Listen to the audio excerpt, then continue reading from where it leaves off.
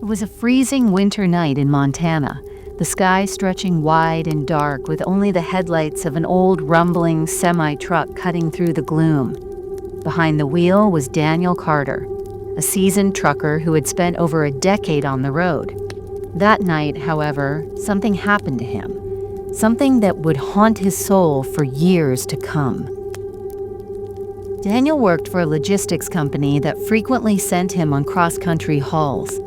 That evening, his truck was fully loaded with goods bound for Seattle, Washington, while the return trip was planned to be empty, a simple long drive back to Montana. To ease the journey, he had his co-driver, Mike, with him. The two took turns behind the wheel to keep themselves alert on the lonely highways. After completing their Seattle delivery, an unexpected call came in. The supervisor instructed Daniel to detour to a remote mountain town in Oregon. His task was to pick up furniture from an old house and transport it back to Montana. The house, long abandoned and swallowed by time, sat deep in the woods, far from the nearest town. The previous owners had moved abroad, and now the property was being sold online. With strict instructions to retrieve the furniture and bring it to a warehouse, Daniel and Mike set off, even as an uneasy feeling crept into their minds. Arriving at the decrepit mansion, they found a vast, decaying structure that exuded an eerie atmosphere. Dust coated every surface, and the wooden floors creaked ominously under their weight. A nervous, weathered caretaker soon arrived with the keys, muttering, "Get it done quickly and leave before nightfall." Ignoring the palpable warning, they began the laborious task of loading furniture from the ground floor into the truck. As they moved to the upper level, a sudden piercing scream shattered the silence. One of the movers stood frozen, his face draining of color as he confessed, "I felt something, like something was watching me." Daniel urged them to work faster, convinced that the quicker they left, the better. In the attic, hidden away behind a locked door, Daniel discovered an old wooden chest with its lid slightly ajar.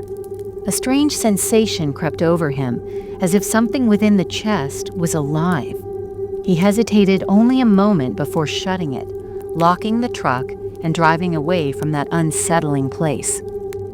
Hours later, as night had fully settled, the truck cruised along a narrow road deep in a forest, following directions from Google Maps. The towering trees on either side swallowed the scant light, and the temperature plunged even further, creeping into their bones. Suddenly, without warning, the truck sputtered and died. It had run out of fuel. Daniel cursed under his breath, realizing that the fuel gauge had been broken, and his earlier plan to stop for gas had slipped his mind. To make matters worse, a quick check of their emergency fuel cans revealed them to be empty. Mike, determined to salvage the situation, checked the GPS. "There's a small town a few miles back. I'll go on foot and get help." With no other choice, the two agreed to wait in the dark forest. Daniel remained alone in the truck, his breath fogging up the windshield as he tried to shake off the mounting dread. Then came a faint, persistent rustling, a shuffling noise emerging from the cargo container. His heart pounding, Daniel grabbed his flashlight and stepped cautiously toward the back of the truck. With trembling hands, he unlatched the doors and swung them open, only to find nothing amiss, just the furniture and crates in their silent vigil. He exhaled in relief, chastising himself for letting his imagination run wild. Yet the uneasy feeling lingered. Shivering in the cold, he gathered some firewood and managed to start a small fire by the roadside. As he sat by the flickering flames, the unsettling sound returned, this time louder, a heavy thump that made the truck shake violently. Daniel stumbled as his flashlight tumbled away. The air grew oppressive, and he felt an inexplicable presence behind him. When he finally turned, a tall, shadowy figure loomed at the entrance of the truck, its limbs unnaturally long and its face hidden in darkness. Paralysis gripped him as the figure lunged. With a surge of panic, Daniel slammed the chest shut and bolted from the truck, racing back to the fire. Panting and trembling, he listened as whispers drifted through the trees and the forest seemed to stir with unseen movement. Heavy footsteps echoed around him, drawing closer from all directions. Dropping to his knees, he clutched his ears and began reciting every prayer he knew, the horrifying screams around him merging with the crackle of the fire, until everything fell into an eerie silence and the cold became unbearable. Just then, a hand clutched his shoulder. Daniel screamed, only to realize it was Mike. "Daniel, what happened?" "You're freezing!" Mike's urgent tone cut through the chaos, and as Daniel looked up, the terrifying visions receded into the dark forest behind them. With no time to spare, Mike quickly refueled the truck, and the two of them jumped back inside. Daniel gripped the steering wheel tightly, started the engine, and sped away down the road, his eyes darting to the rearview mirror. In the dim red glow of the taillights, he swore he saw the shadowy figure standing silently at the edge of the trees, watching them depart.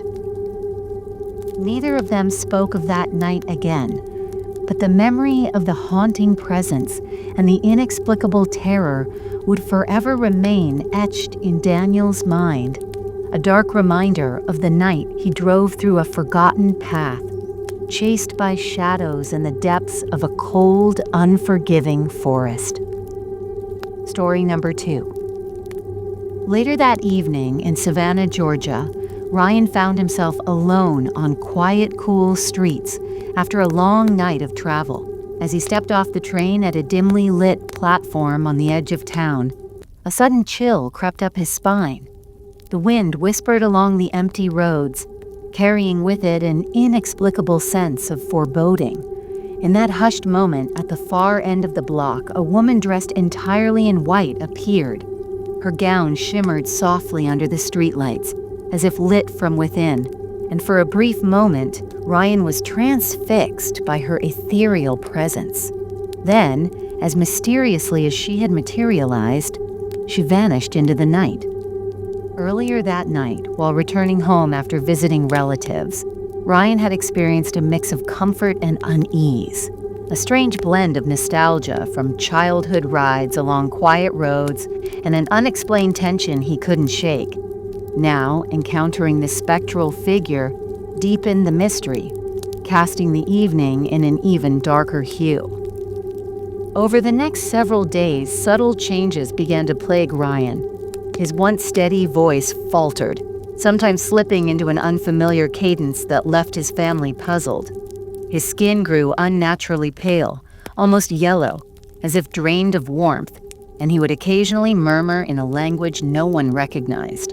These oddities, coupled with recurring episodes of trembling and unaccountable silence, turned his loved one's concern into quiet alarm. One evening, his older brother Mason arrived home after hearing of Ryan's unsettling condition. Mason, a thoughtful man in his early 30s, with a deep knowledge of Savannah's folklore and religious traditions, had spent years studying the city's hidden histories and the rituals woven into its past. Known for his calm resolve and methodical approach, Mason found Ryan huddled in a corner of their dim living room, eyes locked on a closed door as if witnessing something unseen. The sight stirred memories in Mason of old local legends, tales of a ritual performed centuries ago to appease a restless spirit that haunted the city's shadowed corners.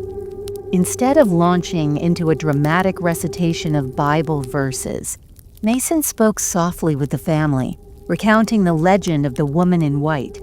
According to local lore, she was believed to be the tragic soul of a young woman who had perished under mysterious circumstances.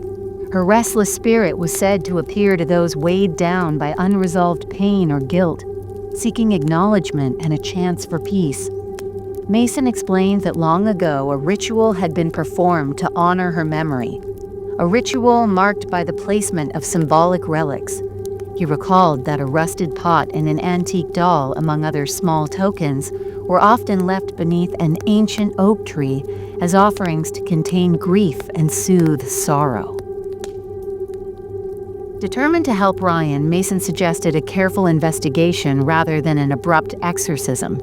With the family's reluctant consent, Mason and Ryan ventured out to the oak tree, where, days before, Ryan had vaguely remembered seeing the woman.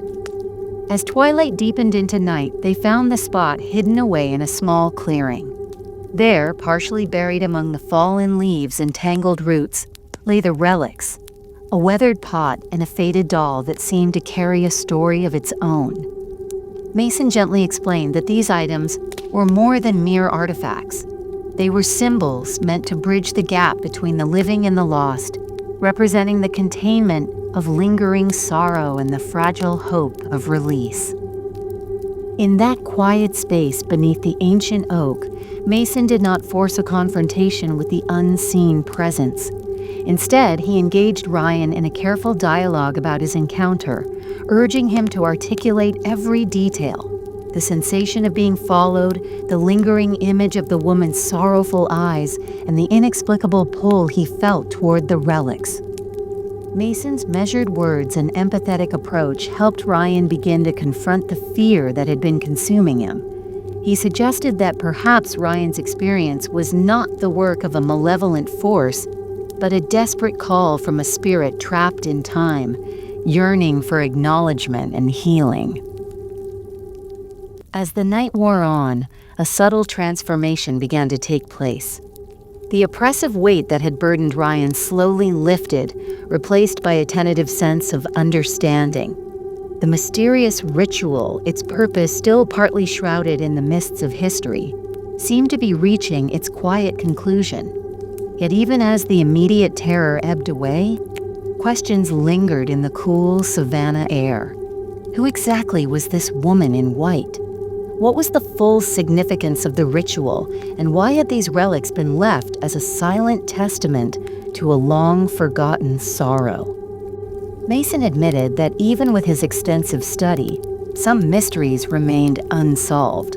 But he believed that the ritual's true purpose was not to banish the spirit entirely, but to honor her and remind the living of the delicate bond between past and present, a bond that sometimes demanded recognition through ritual and remembrance. In the days that followed, Ryan's condition improved gradually, though the memory of that spectral encounter never fully left him. His voice and demeanor slowly returned to normal, yet he often found himself glancing over his shoulder as if expecting to see a white figure trailing in the distance. The family, while relieved by his recovery, continued to be haunted by a lingering unease, a subtle reminder that some mysteries are not easily laid to rest. Mason's intervention had provided a measure of closure, but it also opened a quiet chapter of introspection about the hidden histories of Savannah and the unresolved grief that sometimes lingers in the spaces between memory and myth.